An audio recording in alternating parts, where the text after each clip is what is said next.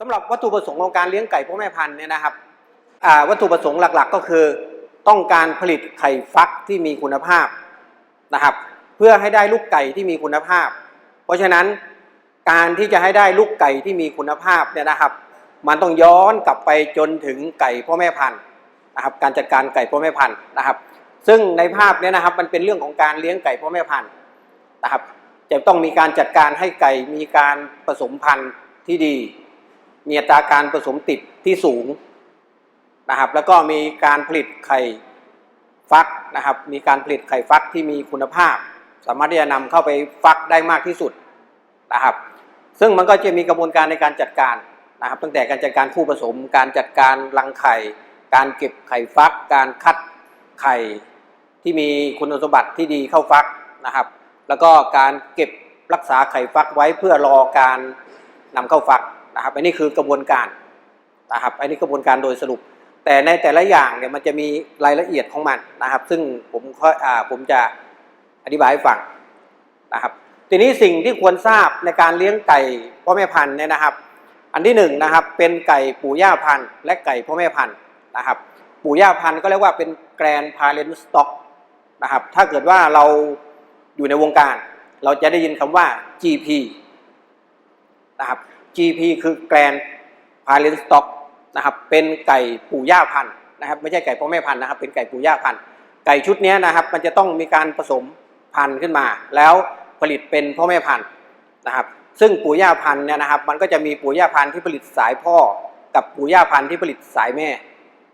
นะมันจะต่างกันอยู่นะครับแล้วก็ลงมาเป็นไก่พ่อแม่พันธุ์นะครับเขาเรียกว่า Parent Stock นะครับ PS นะครับเพราะฉะนั้นในการผลิตในระหว่างในการเลี้ยงไก่พ่อแม่พันธุ์นะครับถ้าเกิดว่าเราบอกว่าเราไปอยู่ในฟาร์มไก่พ่อแม่พันธุ์หรือว่าฟาร์มไก่ปู่ย่าพันธุ์นะครับมันก็จะมี GP กับ PS นะครับ PS คือ Parent Stock เป็นไก่ชุดที่ทำการผสมพันธุ์เพื่อที่จะให้ได้ลูกไก่ซึ่งเป็นลูกไก่เพื่อการค้าละนะครับอาจจะเป็นไก่เนื้อหรือไก่ไข่ก็แล้วแต่นะครับแต่ผังการผสมพันธุ์ไก่เนื้อกับไก่ไข่เนี่ยมันจะต่างกันอยู่นิดนึงนะครับเดี๋ยวไก่ไข่นี่จะสไลด์ต่อไปนะครับสำหรับ Grand Parent นะครับถ้าเกิดว่าคุณดูในชาร์ตตัวนี้นะครับมันจะมีสายพ่อพันธุ์กับสายแม่พันธุ์เขาจะมีการคัดเลือกของเขานะครับสำหรับไก่กระทงณปัจจุบันเนี่ยนะครับเขาคัดเลือกพันธุ์จนเขาสามารถที่จะคัดเลือกเขาสามารถที่จะแยกเพศได้ตั้งแต่แรกเกิดนะครับโดยสังเกตจากการงอกของขนนะครับโดยเฉพาะยิ่งที่ขนที่ปีกนะครับขน primary นะครับกับขน wing covert นะครับอันนี้คุณดูในตัวอย่างนะครับถ้าเกิดว่าเป็นสายพ่อแม่พันธุ์เนี่ยนะครับไม่ใช่สายพ่อแม่ถ้าเป็นสายปู่ย่าพันธุ์นะครับ Grand Parent นะครับอยู่ข้างบนนะครับก็จะคัดเลือกถ้าเป็นสายพ่อนะครับเขาจะคัดเลือกพันธุ์ที่เป็นสายขนงอกเร็วนะครับมันจะมีขนงอกเร็วกับขนงอกช้านะครับถ้าเป็นสายพ่อก็จะคัดเลือกพันธุ์ที่เป็นขนงอกเร็วนะครับถ้าเป็นสายแม่นะครับก็จะเป็นพันธุ์ที่เป็นขนงอกช้ามาผสมกันนะครับแล้วพอมาอยู่เป็น Parent นะครับหรือว่า Parent Stock นะครับยีนที่ควบคุมการงอกของขนเนี่ยนะครับมันจะอยู่ในตัวพ่อนะครับตัวพ่อเนี่ยขนงอกเร็วตัวแม่เนี่ยจะขนงอกช้านะครับย้อนกลับขึ้นไปนิดนึงไก่ในลำดับปู่ย่าพันธุ์กับไก่ลำดับของพ่อแม่พันธุ์เนี่ยนะครับเราไม่สามารถจะแยกเพศได้โดยการดูการงอกของขนนะครับเพราะขนมันงอกเหมือนกันนะครับเพราะฉะนั้นในไก่ปู่ย่าพันธุ์กับไก่พ่อแม่พันธุ์ถ้าเกิดว่าเขาต้องการที่จะคัดแยกเพศโดยปกติเขาจะใช้วิธีการปิ้นก้นนะครับอย่างเดียวเลยนะครับใช้วิธีการปิ้นก้นนะครับโดยดูอวัยวะเพศนะครับหรือว่าดูติ่งที่เป็นอวัยวะเพศของตัวผู้นะครับหรือเขาจะใช้กล้องส่องเข้าไปนะครับเป็นการคัดแยกเพศนะครับส่วนถ้าเกิดว่าพอผสมพันธุ์กันออกมานะครับเพราะนั้นเวลาเขาเลี้ยงก็ต้องแยกนะครับเวลาเขาเลี้ยงเนี่ยนะครับเวลาเขาเลี้ยงเขาแยกนะครับสายพ่อพันธุ์กับสายแม่พันธุ์อาจจะอยู่คนละฟาร์มหรืออาจจะอยู่กันคนละโรงเรือนนะครับเขาจะไม่รวมกันนะครับพอมาเป็นไก่กระทงเขาสามารถที่จะแยกเพศได้โดยอาศัยการงอกของขนนะครับซึ่งถ้าเป็นตัวผู้เนี่ยนะครับคุณจะสังเกตเห็นว่าตอนสายเป็นพ่อแม่พันธุ์นะครับตัวผู้เนี่ยจะเป็นขนงอกเร็วตัวเมียจะเป็นขนงอกช้านะครับสายแม่พันธุ์จะขนงอกช้าสายพ่อพันธุ์จะเป็นขนงอกเร็วพอผสมพันธุ์นะครับพอผสมพันธุ์ไขว้กันนะครับมันกลับกลายเป็นว่าไ ไก่ตัวผู้เนี่ยขนจะงอกช้าไก่ตัวเมียขนจะงอกเร็วนะครับมันจะสลับกันเพราะว่าการลักษณะการงอกของขนเนี่ยมันจะอยู่บนโครโมโซมเพศนะครับเพราะนั้นลูกไก่กระทงถ้าเกิดว่าเราซื้อไก่กระทงมาเลี้ยงเราก็สามารถที่จะบอกว่าจะเอาตัวผู้มาเลี้ยงหรือจะเอาตัวเมียมาเลี้ยงหรือจะต้องแยกกันนะครับซึ่งโดยปกติการแยกเพศเนี่ยนะครับเขาจะต้องมีค่าใช้จ่ายนะครับต้องมีค่าใช้จ่ายเพิ่มขึ้นอาจจะตัวละกี่สตางค์ก็แล้วแต่นะครับเพราะว่าเขาจะไปเพิ่มขั้นตอนของการจัดการนะครับลูกไก่ออกมาเสร็จต้องมีการแยกเพศนะครับตัวผู้ตัวเมียตัวผู้ตัวเมียนะครับการที่เขาเลี้ยงแบบแยกเพศเนี่ยนะครับข้อดีก็คือว่าจะทำให้ไก่กระทงที่โตขึ้นมาเนี่ยยูนิฟอร์มจะสูงเพราะโดยธรรมชาติพอถึงช่วงปลายไก่ตัวผู้จะมีน้ำหนักตัวโตมากกว่าไก่ตัวเมียนะครับที่อายุเท่ากันนะครับไก่ตัวผู้จะมีน้ำหนักมากกว่าไก่ตัวเมียเล็กน้อยนะครับทีนี้ถ้าเกิดว่าเราต้องการที่จะเลี้ยงไก่กระทงเพื่อที่จะส่งลงชำแหละเพื่อแปรรูปเป็นผลิตภัณฑ์นะครับการแปรรูปเป็นผลิตภัณฑ์ก็ต้องการแปรรูปให้มีขนาดของชิ้นส่วนที่ได้ขนาดตามมาตรฐานมีเศษเนื้อทิ้งน้อยที่สุดนะครับเพราะฉะนั้นเขาจะต้องเอาไก่ที่มีน้ำหนักมีชีวิตใกล้เคียงกันนะครับซึ่งโดยปกติน้ำหนักมีชีวิตมันจะสัมพันธ์ไปยังน้ำหนักซากแล้วมันจะสัมพันธ์ไปยังน้ำหนักของชิ้นส่วนนะครับมันจะสัมพันธ์กันหมดนะครับถ้าเกิดว่าคุณเรียนในเรื่องของการวางแผนการชำแหละนะครับก็จะมีตัวเลขหมดเลยนะครับถ้าเขาต้องการน่องนะครับน่องหรือว่าขาเนี่ยที่น้ำหนัก200 กรัมเขาจะต้องมาจากไก่เป็นที่มีน้ำหนักมีชีวิตเท่าไหร่ก็คำนวณย้อนกลับหมดนะครับแล้วใครสามารถที่จะวางแผนตรงนี้ได้ดีที่สุดคนนั้นจะชนะเพราะว่าส่วนเหลือน้อยที่สุดนะครับมันไม่มีใครไปกินไก่คุณลองสังเกตดูคุณไปกินไก่ตามร้านใหญ่ๆเนี่ยน่อง2น่อง3น่องมาวางเรียงกันเนี่ยน้ำหนักขนาดมันจะต้องใกล้เคียงกันนะครับไม่ใช่น่องหนึ่งใหญ่น่องหนึ่งเล็กมองเห็นชัดเนี่ยไม่ได้นะครับไม่ได้มันผู้บริโภคก็จะฟ้องเอานะครับเพราะฉะนั้นบางฟาร์มบางที่เขาต้องเลี้ยงไก่แยกเพศตัวผู้ตัวเมียนะครับการเลี้ยงไก่แยกเพศถ้าเกิดเลี้ยงตัวผู้ก็เรียกว่าเมลถ้าฟีเมลก็ไก่ตัวเมียก็แยกกันแล้วถ้าเกิดเราเลี้ยงไก่แบบคลาสเพศก็มีนะครับคลาสเพศภาษาอังกฤษว่าไงผมเคยอธิบายให้ฟังคลาสเพศถ้าเกิดเราเป็นภาษาอังกฤษเขาจะเรียกว่าอันที่1 S hatch นะครับก็คือมันฟักออกมายังไงก็เอาไปเลี้ยงอย่างนั้นก็เรียกว่า S hatch นะครับอันที่2นะครับคำศัพท์คำที่2ที่เราจะต้องเจอก็คือเรื่องของ straight run วิ่งตรงไปข้างหน้า straight run ก็คือมันออกมายังไงก็เอาไปอย่างนั้นเลยนะครับคำที่3ก็คือ mix sex อันนี้เป็นคำศัพท์ที่ง่ายที่สุดนะครับ3คำที่เรามักจะเจอในการเรียกคำว่าการเลี้ยงไก่แบบคลาสเพศนะครับอันนี้ถ้าเกิดว่าไก่กระทงถ้าเกิดว่าเป็นสายตัวผู้นะครับเป็นสายที่ขนงอกช้านะครับตอนแรกที่เป็นปู่ย่าพันธุ์กับพ่อแม่พันธุ์มันจะมาจากขนงอกเร็วแต่พอผสมพันธุ์กันมันจะกลายเป็นขนงอกช้านะครับเราก็ดูตรงขนไพรมารีกับขนวิงโคเวิร์ดนะครับหรือว่าขนคุมปีกนะครับมันจะมีความยาวเท่ากันนะครับส่วนถ้าเกิดเราเป็นตัวเมียนะครับขนไพรมารีจะยาวกว่าขนคุมปีกนะครับเพราะฉะนั้นอันนี้คือการแยกเพศนะครับสำหรับผังการผสมพันธุ์ไก่ไข่นะครับไก่ไข่เมื่อกี้นี่เป็นไก่กระทง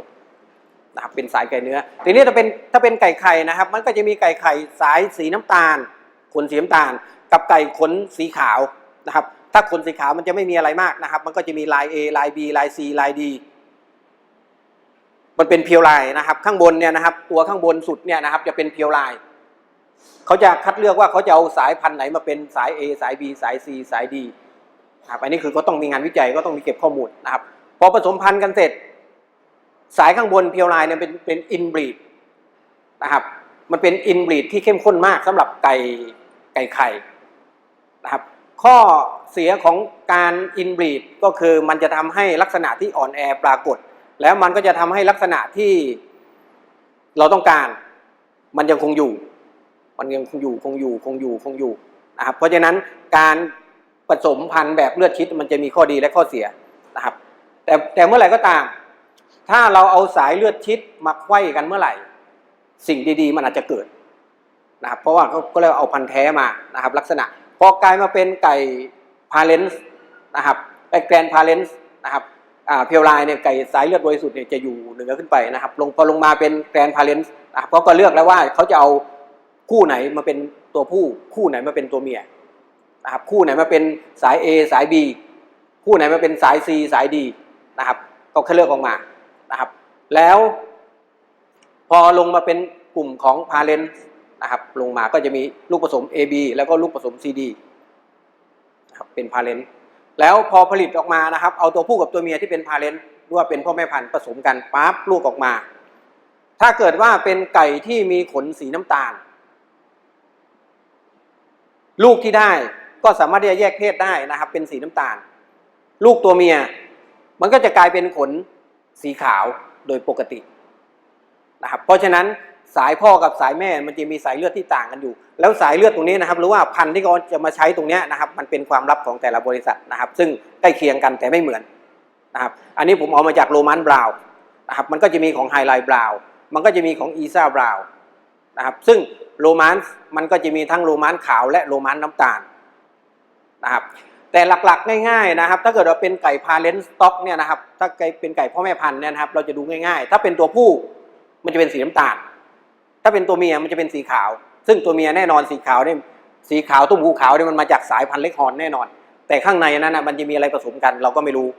นะครับเพราะก็ปิดเป็นความลับนะครับส่วนสายพ่อพันธุ์มันก็จะไม่ใช่โรดไอแลนด์เรด100%มันจะมีลูกผสมของมันอยู่นะครับเป็นพ่อพันธุ์นะครับลูกที่ได้นะครับอันนี้เป็นผังของโรมันภาพนี้เป็นตัวอย่างของไฮไลท์เขาแยกเพศลูกตัวผู้กับตัวเมียนะครับถ้าลูกออกมาเป็นตัวเมียนะครับสีขนมันก็จะเป็นสีลายข้างบนสีก็เรียกว่าเป็นลายแถบนะครับหรืออาจจะเป็นหัวสีเข้มๆนะครับตัวเมียนะครับถ้าเป็นตัวผู้เนี่ยก็จะเป็นลักษณะของตัวสีเหลืองนะครับหรืออาจจะมีจุดเล็กน้อยหรือมันอาจจะมีแถบบริเวณหลังเล็กน้อยพูดง่ายก็คือสีตัวผู้เนี่ยนะขนดาวมันจะมีสีอ่อนกว่าตัวเมียพอมันโตมาเป็นไก่โตขนดาวที่สีอ่อนเนี่ยมันจะกลับกลายมาเป็นขนคอนทัวร์ที่เป็นสีขาวส่วนขนดาวที่เป็นสีเข้มๆเนี่ยมันจะกลายมาเป็นขนคอนทัวร์ที่เป็นสีน้ำตาลต่างกันอยู่นะครับอันนี้คือเขาใช้ลักษณะของเซกลิงนะครับเข้ามาใช้ในการคัดเลือกไก่นะครับสำหรับสัดส่วนของไก่พ่อแม่พันธุ์โดยปกติเวลาเขาเลี้ยงสายพ่อพันธุ์กับสายแม่พันธุ์เขาจะต้องแยกสายพ่อกับสายแม่นะครับมันจะมาจากคนละฟาร์มหรือมาจากคนละเล้าก็แล้วแต่นะครับเพราะนั้นเวลาเขาเลี้ยงไก่หรือว่าเวลาเขาสั่งไก่มานะครับเราจะสังเกตเห็นว่าเวลาเขาบอกระบุว่าอัตราการผสมพันธุ์ 15% นะครับซึ่ง 15% มันอาจจะไม่ถูกต้องนักมันอาจจะเป็น 12% 15% หรือ 10% นะครับมันก็คือไก่ตัวเมีย100ตัวต่อตัวผู้12ตัวตัวเมีย100ตัวต่อตัวผู้15ตัวนะครับซึ่งโดยปกติเขาจะซื้อไก่มาในลักษณะประมาณ 12-15 ตัวผู้นะครับต่อตัวเมีย100ตัวเอาไว้เผื่อแล้วสุดท้ายมันอยู่ที่ว่าไก่แต่ละสายพันธุ์นะครับมันจะมีสัดส่วนว่ามีอัตราการผสมที่แตกต่างกันนะครับพอออกจริงๆมันอาจจะเป็น 9.5 ตัวต่อ100ตัวก็ได้นะครับทีนี้การเลี้ยงไก่ตัวผู้ไว้เผื่อมากจนเกินไปมันก็จะมีข้อเสียก็คือค่าใช้จ่ายมันสูงมันกินอาหารเปลืองแล้วก็ถ้าเกิดว่าตัวผู้สัดส่วนนะครับไม่เหมาะสมนะครับตัวผู้มากเกินไปมันจะทำให้เกิดการแย่งกันผสมพันธุ์แล้วมันจะทำให้ไข่ลมมากขึ้นไก่ตัวเมียมีการสูญเสียมากขึ้นนะครับแต่ถ้าเกิดว่าเราเลี้ยงไก่ตัวผู้ไว้น้อยเกินไปอัตราการผสมพันธุ์มันจะไม่ดีเพราะว่ามันมีการผสมพันธุ์ที่ไม่ทั่วถึงก็ไข่ลมก็มากอีกเหมือนกันนะครับเพราะฉะนั้นสัดส่วนที่พอเหมาะมันมีอยู่แค่ตัวเลขไม่กี่ค่าเท่านั้นอยู่ในช่วงสั้นๆอยู่ในช่วงแคบๆนะครับอันนี้ตัวเลขตัวนี้เป็นตัวอย่างที่ค่อนข้างจะกว้างนะครับ 12-15 ตัวในพ่อแม่พันธุ์ไก่กระทงนะครับตัวผู้ 12-15 ตัวต่อแม่พันธุ์100ตัวนะครับสำหรับไก่ไข่นะครับซึ่งเป็นไก่ที่มีน้ำหนักตัวน้อยกว่านะครับใช้ตัวผู้ประมาณ10-12 ตัวนะครับต่อตัวเมีย100ตัวนะครับอันนี้คือสัดส่วนการตัดนิ้วเท้าจะตัดในไก่ตัวผู้นะครับเพราะว่าไก่ตัวผู้เวลาขึ้นไปผสมพันธุ์กับไก่ตัวเมียมันจะต้องขึ้นไปยืนบนหลังแล้วตัวผู้น้ำหนักมันมากประมาณ4 กิโลหรือ4 กิโลกว่าเพราะฉะนั้นเขาจะเป็นต้องตัด นิ้วเท้าข้างหลังนะครับข้อสุดท้ายนะครับสำหรับไก่ตัวผู้ก็จะมีการตัดปลายนิ้วเท้ามีการตัดปากแล้วก็อาจจะมีการตัดหงอนในบางสายพันธุ์บางสายนะครับมีการตัดหงอนแต่บางสายก็จะไม่ตัดนะครับเนื่องจากว่าหงอนเนี่ยนะครับพอไก่ตัวผู้หงอนเนี่ยมันจะเป็น secondary sex organ ในอดีตก็พัฒนาพันธุ์หงอนใหญ่ๆพอหงอนใหญ่ๆเนี่ยเวลาไก่มันตีกันมันจะเจ็บนะครับเป็นแหล่งในการโจมตีแล้วก็ในอดีตเนี่ยหงอนพอใหญ่มากมันจะพับลงมาแล้วมันจะปิดตาแล้วไก่จะมองไม่เห็นหรือแม้กระทั่งเวลาไก่พอหงอนมันใหญ่มากเวลามันไปกินอาหารเนี่ยมันจะบาดเจ็บนะเพราะฉะนั้นในอดีตเขาตัดแต่ปัจจุบันเขาก็เลือกพันธุ์ออกมาให้หงอนมันไม่ใหญ่มากเพราะนั้นปัจจุบันไม่จำเป็นต้องตัดไม่จำเป็นต้องตัดหงอนนะครับเฉพาะบางสายพันธุ์นะบางสายพันธุ์ไม่ใช่ทุกพันธุ์นะครับแล้วก็การไม่ตัดหงอนเนี่ยเขาบอกว่าหลังๆเนี่ยมันจะให้ผลดีกว่าการตัดเพราะว่าหงอนเนี่ยมันจะเป็น secondary sex organ นะครับตัวเมียจะยอมให้ตัวผู้ผสมพันธุ์ได้ก็ต่อเมื่อตัวผู้นั้นสมบูรณ์หงอนเป็นอวัยวะตัวหนึ่งที่บ่งบอกความสมบูรณ์พันธุ์ของเพศของเพศผู้นะครับเพราะฉะนั้นหลังๆมาเขาจะพัฒนาพันธุ์ให้หงอนมันเล็กลงมานิดนึงไม่จำเป็นต้องตัดนะครับก็บอกว่าอัตราการผสมติดจะดีกว่านะครับอันนี้ไก่ผิดเพศไก่ผิดเพศก็คือไก่ที่มีลักษณะที่ควรจะเป็นในไก่ตัวผู้แต่มันไปอยู่ในสายของไก่ตัวเมียนะครับลักษณะที่ตรงตามเพศถ้าเกิดเราเลี้ยงไก่ไปนะครับเราเลี้ยงสมมุติว่าอันนี้ย้อนไปนิดถ้าเกิดเราเลี้ยงไก่ไปในไก่ผิดเพศก็คือไก่ที่มีลักษณะตัวผู้แต่มันอยู่ในสายไก่ตัวเมียนะครับหรือไก่ตัวเมียที่อยู่ในสายไก่ตัวผู้นะครับอย่างเช่นถ้าเกิดว่าเราพบว่าในสายของไก่ตัวเมียนะครับไม่ใช่ดิก็บอกว่าถ้าเกิดไก่ตัวเมียที่เราเลี้ยงอยู่เนี่ยครับถ้าเกิดไก่ตัวเมียตัวนั้นโดนตัดหงอนโดนตัดนิ้วเท้าก็แสดงว่ามันมาจากสายของไก่ตัวผู้เพราะว่าไก่ตัวผู้จะต้องทำตัดนิ้วเท้าต้องทำแต่ไก่ตัวเมียไม่ต้องตัดนิ้วเท้าถ้าเกิดเราเจอไก่ตัวเมียตัดนิ้วเท้าก็แสดงว่าอันนี้มันมาจากสายไก่ตัวผู้ต้องคัดมันออกนะครับหรือถ้าเกิดว่าเราเจอไก่ตัวผู้ที่มีนิ้วเท้าครบก็แสดงว่าไก่ตัวผู้ตัวนี้มันมาจากสายของไก่ตัวเมีย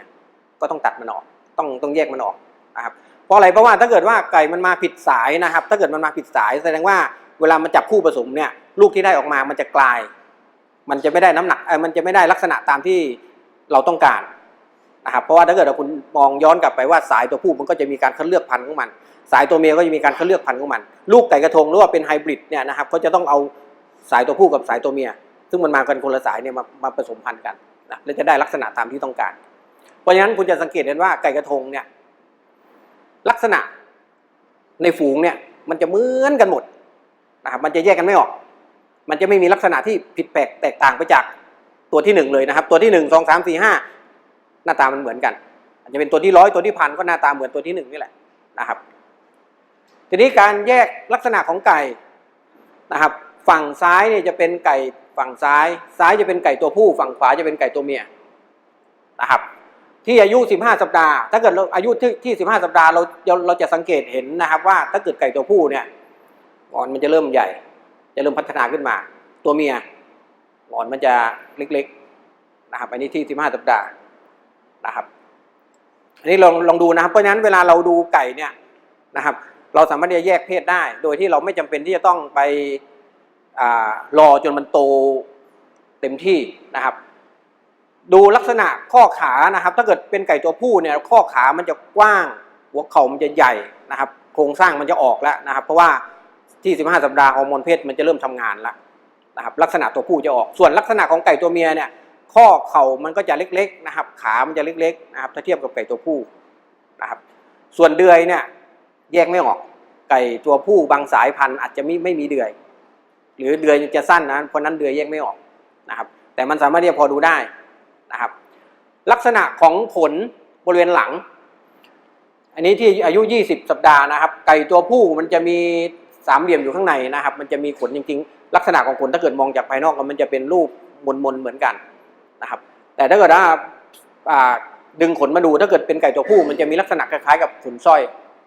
นะครับที่มีสามเหลี่ยมอยู่ข้างในนะครับส่วนตัวเมียจะไม่นะครับตัวเมียจะเป็นขนคอนทัวร์ปกติ